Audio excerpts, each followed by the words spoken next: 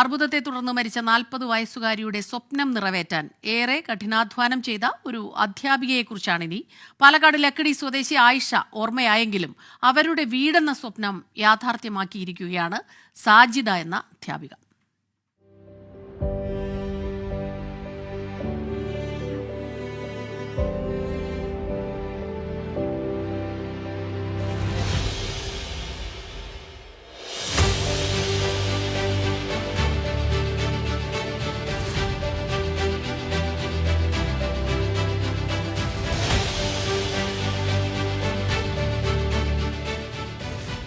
ടാർപ്പായ വലിച്ചുവെട്ടി sheet കൊണ്ട് മറച്ച താൽക്കാലിക ഷെഡിൽ തല ചായ്ച്ചിരുന്ന ഒറ്റപ്പാലം ലക്കിടി സ്വദേശിനിയായ ആയിഷയുടെയും സംസാര വൈകല്യമുള്ള തന്റെ ഭർത്താവിന്റെയും 3 പെൺമക്കളുടെയും ചിരകാല സ്വപ്നമായിരുന്നു സുരക്ഷിതമായൊരു വീട്ടിൽ ഒരു ദിവസമെങ്കിലും അന്തിയുറങ്ങണമെന്നത്.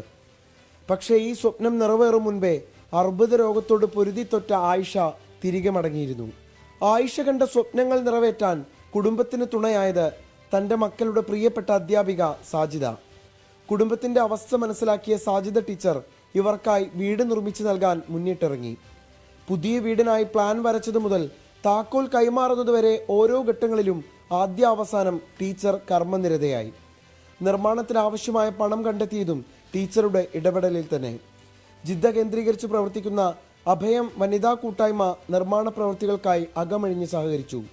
മറ്റു പ്രവാസി സുഹൃത്തുക്കളെയും സഹായ സന്നദ്ധതയുള്ളവരെയും ടീച്ചർ തന്നെ ഫോണിൽ ബന്ധപ്പെട്ട് 7 ലക്ഷം രൂപയോളം സമാഹരിച്ചു. എത്രയും പെട്ടെന്ന് അവർക്ക് 4 ദിവസം ഈ വീട്ടിൽ താമസിക്കാൻ യോഗ്യമാക്കണം, എത്രയും പെട്ടെന്ന് നമുക്ക് ചെയ്യണം എന്നുള്ള രീതിയിൽ ഒരു 3 മാസം കൊണ്ട് പണി പൂർത്തിയാവുന്ന രീതിയിലാണ് നമ്മൾ ഇവിടെ വീട് പണി ആരംഭിച്ചത്. നിർഭാഗ്യവശാൽ വീട് പണി 1 മാസം പിന്നിട്ടപ്പോഴേക്കും അവര് നമ്മെ വിട്ടു പിരിഞ്ഞു.